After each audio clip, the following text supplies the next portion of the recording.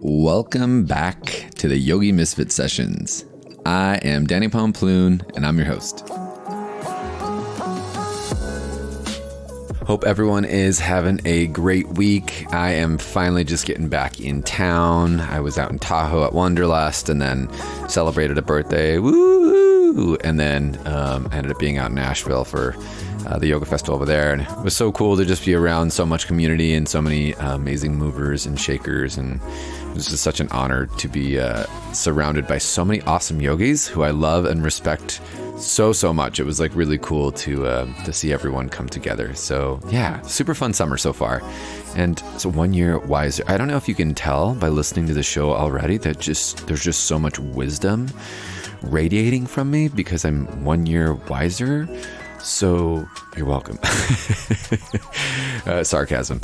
Anyway, so this week is episode 82, and I am like, it was a really rough episode, kind of, sort of, in the sense that I have Noah Maze on the show, and he is one of my main teachers. He's my current teacher.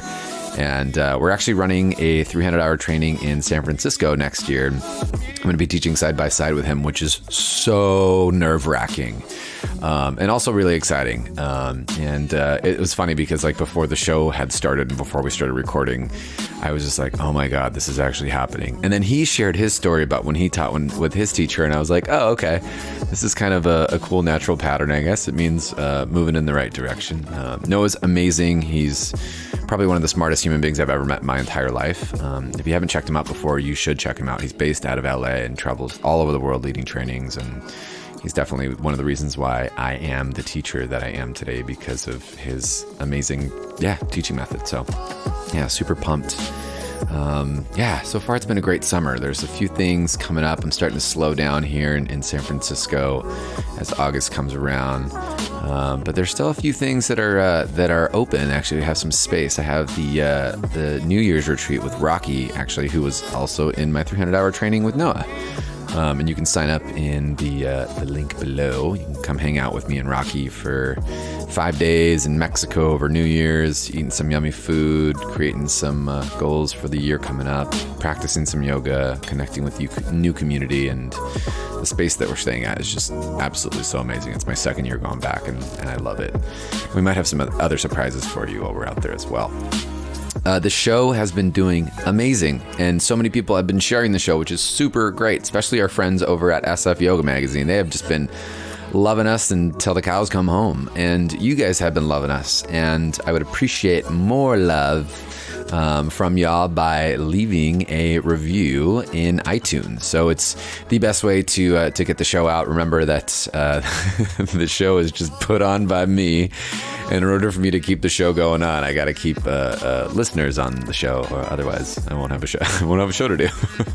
So take a look at the link below. It tells you how to leave a review on iTunes. And without further ado, here comes episode 82 with my teacher, Noah Maze.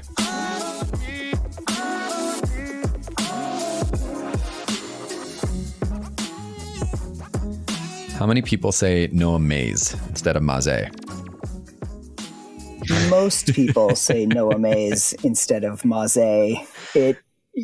I'm used to it, having grown up with that name, and my parents, growing up, they would usually say Maze instead of Maze because Maze needed usually more explanation. Right. And then you've got to get the accent aigu, diacritical marks on there. And, for Europeans, that's easy enough. For Americans, that's a little we have a hard time with that. As someone tried correcting me one time before, this is before I knew you and met you guys. I mean, this is like years ago, maybe like 6 or 7 years ago, but I was like, I think it's Noah Maze. And they're like, it's Noah Maze. I showed them. This is the redemption show, you guys. This is the whole point of the show, is to tell people that I showed them. Well, thanks, Danny, for your accuracy of the naming pronunciation. It's been great. No, it's been a great show. We'll talk to everyone later. See. Namaste. So, Noah, I've had I've had, I mean, the privilege and the honor of working with you and the team and just everyone that's involved in the everything that makes, Maze, method happen. And it is, we've talked about this off the show, obviously, but like for me, what it's done is it's really impacted not only, I'm going to make a really bold statement here and know that this, y'all know me and I say this shit a lot out loud, but it's not only changed my practice and my teaching, but it's changed my life in the sense that, just so you know, no, you've changed my life. No big deal. Well, I think that's rewarding to hear. And it's been a really cool practice of being able to self-inquire and to critically think. And I think that, when we use that practice, not only just in our day-to-day life or in our like day-to-day teaching, but in our day-to-day lives, it really, yeah, I mean, it gives you an opportunity to really take a step back and look at all the things and then assess and look at your options and see what it is that, where you can go up from there, down from there, whatever it is. And a lot of it came from, the train. I went into the training with you guys last year, somewhat blind. I had never really practiced with you in person. I had met you, the one time I picked you up from the airport and almost tried to kill you in the car. Yeah, that was a great time. Note to self: Danny cannot reverse really well with a manual car. They don't tell you in Volkswagens though that it goes the other way. I mean, there's a sticker that says that it goes the other way, but whatever. And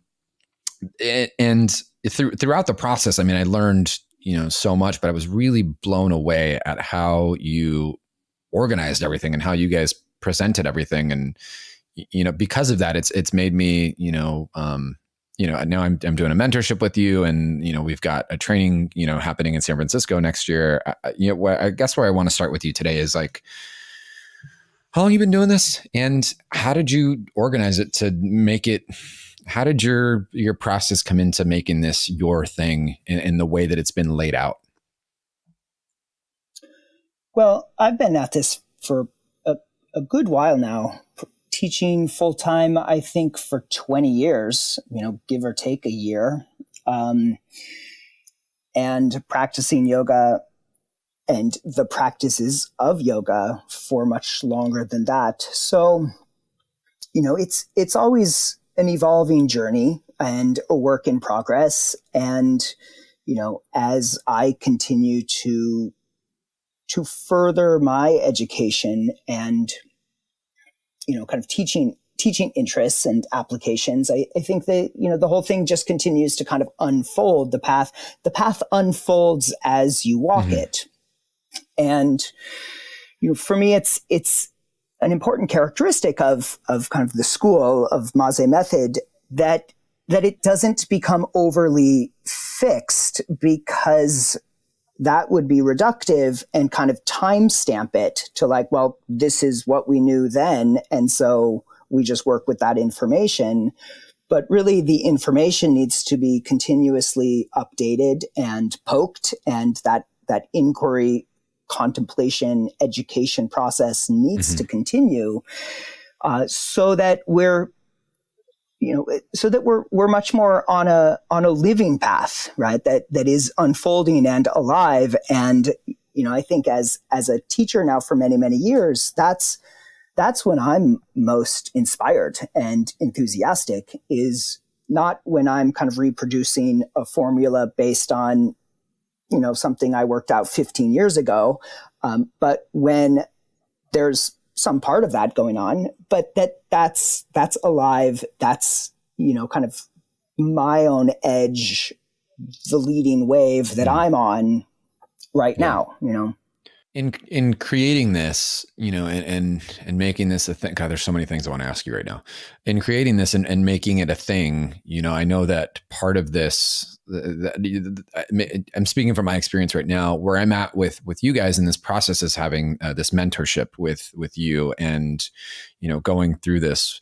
I've never been in that type of student-teacher relationship in the sense that it's been like that official. We're like, okay, this is the mentorship program. This is what you're doing. What's it like for you as a teacher to, one, facilitate that, and two, like to see, to guide students through this phase of metamorphosis, of growing into them as a teacher. Yeah, what is it like? What's the experience like on your end? It's very rewarding.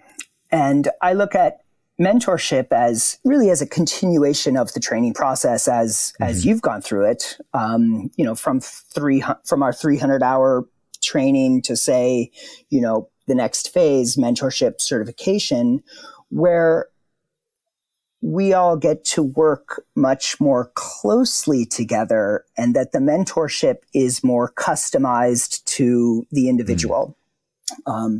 From the kind of curricular educational programs, 200-hour trainings, 300-hour trainings, then into mentorship, where we share a lot of information. We share a lot of common methodology and pedagogy, so that the conversations around teaching and study and practice and inquiry can get that much more specific, that much more personal, if you will, that much more potent, because we've already been at this for a while. So for me, it's very exciting to really meet each mentorship relationship, each mentee, where they're at, and really assess, well, what can I offer this individual that will take them further towards their goals, but then also, my own assessment of skills and competencies, as well as what are the gaps, like what does this person need to work on in order to fill in some of those gaps that I might see, as well as who is this person, what's their teaching style, what are their gifts, and how can I help to further those, serve those, and magnify those. When it goes into working with that person or that mentee, I should say, and you see, is it something that's like intuitive to you that you can see? I mean, obviously, after working with them or having them go through your training, you probably spend so much time with them that you can see the nuances of their teaching and of their being, and so you kind of get to see the gaps and whatnot. But do you have like some superpower where you like get to see the person and you feel it within like a few minutes, or what is that like for you? Where you're like, oh, this is what they could probably use, or this might help them. This tool that I know might be effective for them.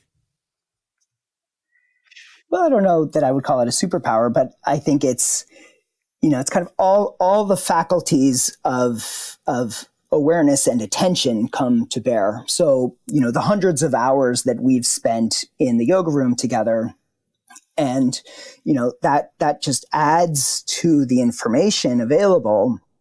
And then it's really like listening to the mentee teach their class. What we don't get in the group trainings, in 200-hour, 300-hour trainings, is to see each person in their own element at the front of the room doing their thing as a teacher to their regular students. We don't get that, right? So the teaching practicum that we do in trainings is hypothetical, it's contrived, it's kind of like role playing. And that's potent, and that's necessary, and there's a lot of value to that. But it's not the same thing as you teaching your weekly class, to your regular students. And so for me, the opportunity, like one of the great opportunities in the mentorship program, is to really watch, listen, feel you do your thing, and that gives me a lot more information that kind of swirls with all the information I already have of hundreds of hours in the yoga room together. When you work through this, this mentorship program, what is, I don't know if I want to use the word rewarding. Maybe for the lack of better words, but what is the most rewarding thing for you as a facilitator to see at the end of it? Or what maybe not rewarding. What happens to you as a teacher at the end of it? I feel both fulfilled and gratified and honored, and also kind of curiously, I would say, insecure. And that's not an uncommon experience for me, like completing a 200-hour training or a 300-hour training or graduating someone, from our mentorship and certification program, where like there's some element of self-doubt there of, did I do everything I could have done? Was I as available as I could have been, wanted to be? Have I really done everything that there was to be done? So there, at those junctions of completion, there are those kind of swirling feelings, and in a sense, kind of some contradictory feelings there of feeling really good and gratified and honored and completed, but then also, a little bit of doubt of self, in that self-reflective process of this was major, this was important, we've come to the completion of this chapter, and how do I feel about that? No pressure. Yeah, it's like, I think that there's that element of what I would call like a healthy sense of doubt, like a healthy sense of self-doubt. Because the absence of that, I think, could be a little bit dangerous of no doubt, which would be certainty that I'm certain that I did the right thing. I'm, resolute in that, and that would be kind of a door closed to continuous, ongoing, honest self-reflection. And it's an absolute as well. Yeah. Yeah. Yeah. When I first, again, I'll go back because I can only speak from the stuff that the work that I've done with you. But when I first went into this question that we had so many times in training, if you remember, what is the Maze method? What is the Maze method? For a long time, I asked myself what it was, and what I realized, and I actually just answered this question last night. I was in a training this weekend with another teacher. I cheated on you. I'm so sorry. No worries. We're not in an exclusive relationship. Because I love Janet Stone. She's amazing. I was. Yeah, as do I. She's one of the cool. Both of you guys, really, really good, just solid humans who. I think one thing that attracts me to both of y'all is that you guys are such great parents, and you're such I can see, and I want to ask you about this too, how motherhood and fatherhood has changed your guys' practice in certain ways, and even speaking with you, in conversation about how it's impacted you. But someone came up to me and she was like, Danny, I read that you guys were hosting a training in San Francisco next year, and I read the curriculum, and it looks like all the things that I want to do. And she's like, but what is the method? And I was like, this is what I can say, is that I've taken 3 500-hour trainings now. And the one that's impacted me the most is this one. And she was like, well, why? And I was like, because it taught me how to think. That was like the best way. Like you get to have all of the things there. You get to cover all, the philosophy and the anatomy and all those things that, there's so much value in it. And all the content that's delivered, there's incredible amounts of value, both when we're in the room and outside of the room, the supporting on both ends. But the way that y'all got me, and even at the end of the training when, and I remember everyone's faces being like, we get it now. It's kind of weird. It's like you guys strategically planned that. Well, we've been at it for a while, but the magic that happens is a product of everyone who's there. Like we all contribute to that, and we all invest our hearts so deeply in what we do as individuals. But when we can come together and, for kind of a critical amount of time and, kind of influence each other, like the sparking, lighting up process is very powerful. And I certainly don't claim to be the originator of that. I do consciously try to become an ever more skillful facilitator of that, kind of hold space for that and, kind of set that up to happen. But, that's what you bring to it. That's what, everyone brought to that training, that, the passion, the inquiry, the curiosity, the openness, the level of skill and knowledge, and the strength to be vulnerable. Like, for you to have done multiple 300-hour teacher trainings and still come to one with us is incredibly courageous to be that vulnerable, because, you're not just checking a box, on a list of professional credentials. You're really seeking further education.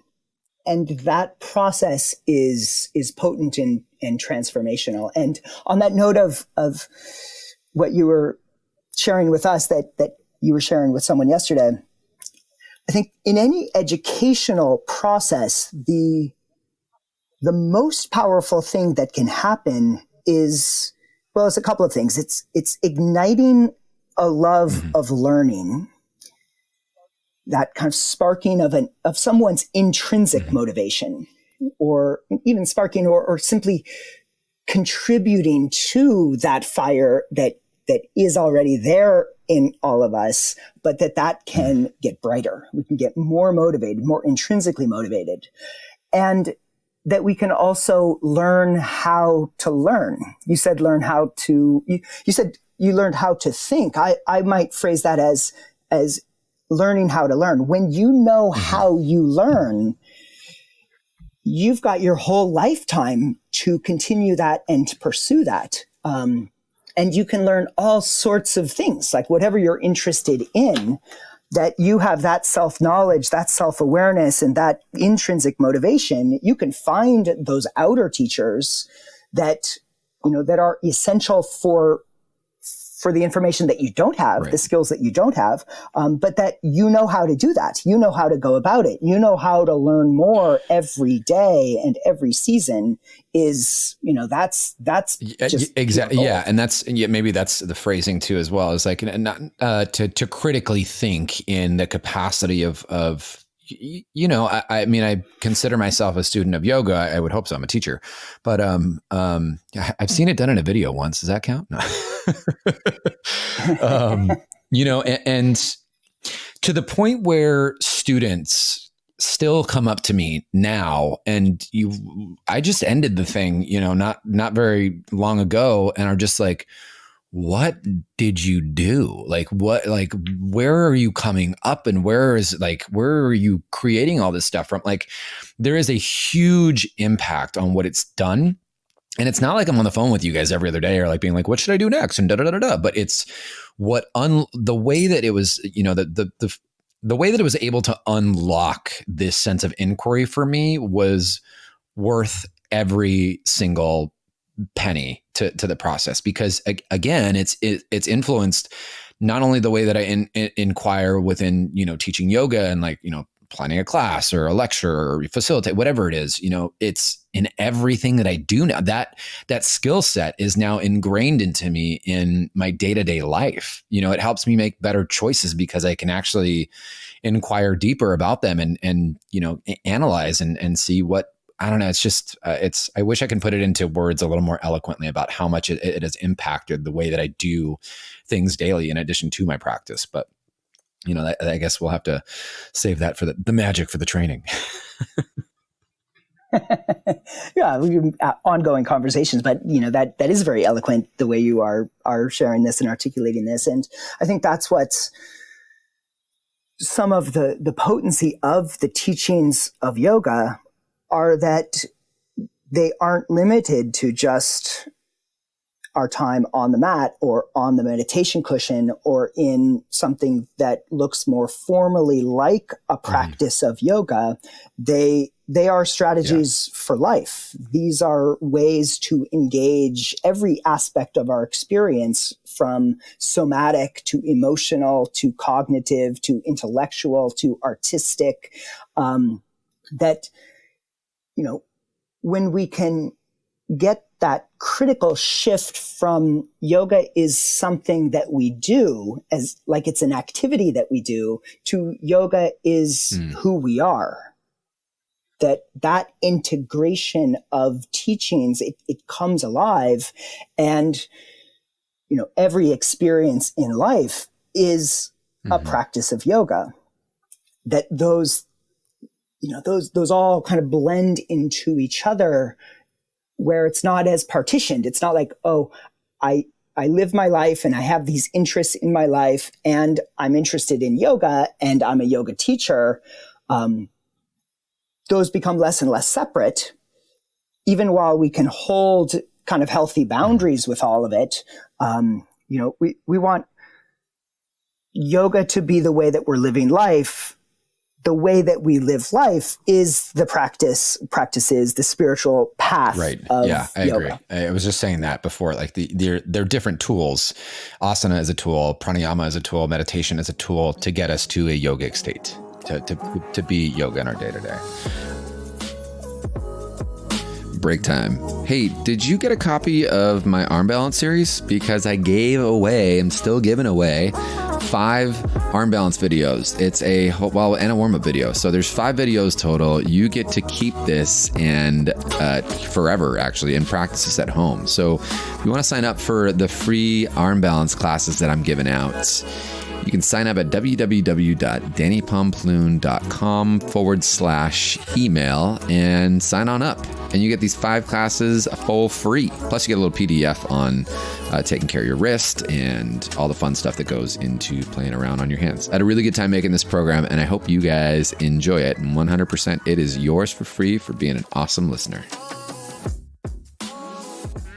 Yeah, and a yogic state is a dynamic moving target of where are we day to day, what's needed day to day. And, for me, that's why of the kind of sources and resources of the yoga tradition, I love the most the Bhagavad Gita, because it's a story about how to engage the experiences of life, the difficulties of life, the field of dharma, the kind of chaos and urgency of everyday life in a way that is yogic, that is not like, exempt yourself from the difficulties of embodiment and go to a cave and meditate and pursue some immortal self or some exemption and invulnerability. It's we are deeply vulnerable. We are in the throes of it. And how do we bring the teachings of yoga to bear on the life that we have and enrich our life, rather than exempt ourselves from the difficulties of this embodiment? It's how do we engage all of it more? When we offer trainings, whenever a school, we have like a pretty standard is 200-hour and 300-hour. What if you were to give, I don't want to say your elevator speech, but what is your like, how would you differentiate the 200 versus the 300, like the expectation of what happens in 2 versus 3? Well, 200-hour is welcome to college.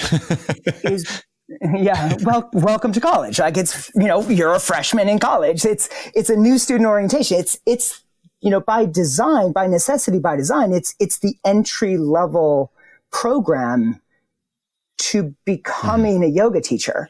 And, and we often, I would even say that more generally, like 200-hour yoga trainings are often marketed as a deepen your practice and become a yoga teacher. So we have folks in 200-hour trainings that have never taught yoga before, that have never taught a yoga pose before, that may or may not want to become yoga teachers, but they're interested in yoga. They want to further their education and dive deeper into it than, drop-in classes and workshops and perhaps retreats can get into, they want a more systematically organized kind of curriculum and group learning process.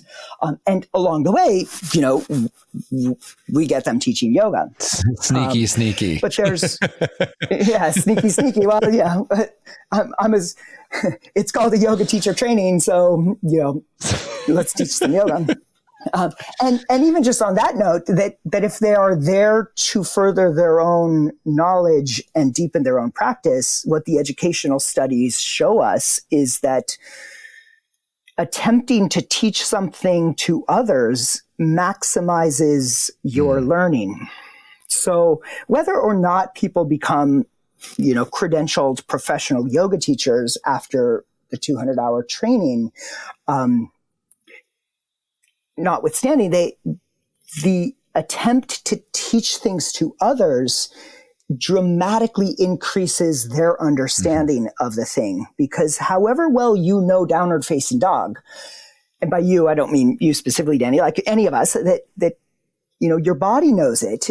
It's almost intuitive that we've been taught this thing so many times, but the first time you try to put words to it, to someone else to get them into that pose, it's an eye-opening experience of, I know this so well, but I don't know how to explain this. I don't know how to verbally cue this. I don't have the vocabulary. And then it takes us back to our own practice. Go, well, what am I doing? Where are the hands placed? What should the upper arms doing? Where are the shoulder blades in downward facing dog? What am I doing with my legs? And so it kind of circles back to one's own practice, awareness, and inquiry to go, I need to be paying that much more attention in my practice because I'm trying to articulate what my body is doing, but I've got to run my body kind of essentially through my brain and out my mouth. Yeah. Just, it's a slippery slope that turns into, what am I doing here in this life? What is this world? What is stuff? Yeah. Yeah. And then, in our 300-hour trainings, the prerequisite is that everyone coming in has already done a 200-hour training. So they've gotten a foundational education and varying amounts of experience applying that education, varying amounts of teaching, but that we can get right to work from day one of the 300-hour training with already professional yoga teachers, So okay, let's get right to work because there's more to learn. There's more to inquire. There are further skills to have and offer. So let's get right to it. And, you're already well along the path of that. And so the start of the jumping in point of a 300-hour teacher training is much more dynamic than the starting point of a 200-hour teacher training, because it is a realistic assumption in a 200-hour training that most of the participants have never taught a yoga pose before, much less a yoga class. And so you start much closer to the beginning. Like where would you begin teaching if you haven't taught? Enter a 300-hour teacher training, and people have come from all sorts of different 200-hour teacher trainings, which, a lot of them are similar and comparable to each other, like different types of apples, but it's not just different types of apples. There's also other fruit. There's oranges. There's, some, and so the dynamic kind of starting point of a group in a 300-hour teacher training is quite wild, because people are coming from all sorts of different educations, but then they're kind of funneling into, okay, let's establish baselines, let's establish methodology, pedagogy, and then build from there. All while trying to keep it cool. all while trying to keep it cool. And Yeah, and having fun. It's been, I mean, it's been such an incredible and wild journey going through the training and now, you know, even the mentorship and getting ready to do this program with you, which no pressure, getting ready to do a program with you next year. Dude, I am so pumped. I got to tell you, I am so pumped. It is full on kickstarted me into student mode, which is I operate really well in academia when I can just like do it, you know, but it's Yeah. It's also, you know, for me as a teacher, you know, being extremely vulnerable here, like it's also, there's this level of like, oh, wow, like I am going to take these studies into a new realm. And it's really cool. Also a little nerve wracking, really cool to see where I can push myself to learn and grow. Does that make sense? Like, Yeah. To see where I'm going to go with this and how I do learn in this capacity and how I do grow in this in this type of setting, is the whole aspect of learning to me is just ridiculously cool. Like you're computing information, you're, you know, processing it, and then you're able to analyze and then spit it back out. It's super. I love being in the seat of the teacher. Truly, it's so cool what it does to you. You know, if you continue to grow and learn and whatnot. But yeah, and it ups the ante to share that seat of the teacher and to share that seat of the teacher with colleagues and with one's own teachers. That, you know, several times a year, at least once a year, I get to teach with my teacher, and it's nerve-wracking. Wait, I gotta hear that. Hold on. You know, hold on. I need to sit up taller and I need to turn the volume up. Yes, Noah, speak, please. Like I can totally resonate with what you're saying. It ups the ante for us to not just you know, be in the seat of the teacher and hold that, you know, that kind of delicate but firm, compassionate role of the teacher, but to share that seat, to give and take and bob and weave, and to teach with one's own teachers is, you know, is upping the ante for sure. Nerve-wracking, and exciting, right? Because you gotta up your game. Like that, you gotta know your stuff. You gotta be ready, because you know, it's not just you doing your thing. It's you doing your thing with that experience of, I feel a little bit exposed and vulnerable because I'm teaching with someone who knows so much, and yet I'm sharing that seat. Let me just clear that statement up. It's not a little vulnerable. It's a shit ton vulnerable and a shit ton nerve-wracking. Yeah, it's a shit ton, which is why we want to kind of make it manageable, right? Like we got to get it to like a little vulnerable, a little nerve-wracking, because, you know, and that's just part of being a pro, right? That you've done this so much, we show up as professionals, and people that know us really, really well be like, oh, it's that person's a little vulnerable, like that. There's a little bit of anxiety there in that person, but like inside, it might be a shit ton of nerve-wracking, you know, vulnerability going on. But how we kind of hold it together and filter that appropriately to be appropriately vulnerable in that group learning. Yeah. And I think at the end of it too, you know, whether you're going through, I mean, you know, listen, whether you're out there thinking about doing first off, if you're thinking about doing a 200-hour training, do it. It's the best thing that I think everyone, before they get their driver's license, this is my rule of thumb, that before you get your driver's license at 16, you should have to work 6 months in food service so that you know how to deal with people. Like actually like in your day-to-day life, 6 months in retail so that you know how to be kind to people. And then you should have to do a teacher training so that you can actually know how to live in the world. But, you know, whether you're looking at doing a 200-hour teacher training, which I think is an incredible experience, every single time I get to facilitate, I grow as a human.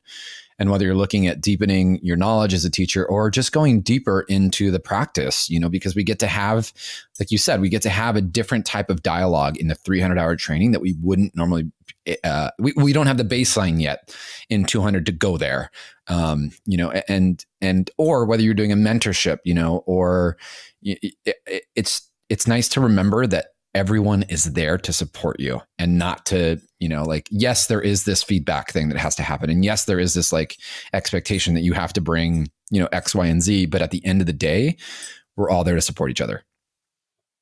Yeah. Yes. Well, Noah, this whole episode was just it was a kind way of me taking 35 minutes out of your day to tell you I'm really scared about teaching with you. I'm really excited, and we'll have many more conversations of how to kind of best support each other in the process, and make that manageable, because you are incredible and you inspire me, and I'm super excited to be in this next phase of collaboration with you.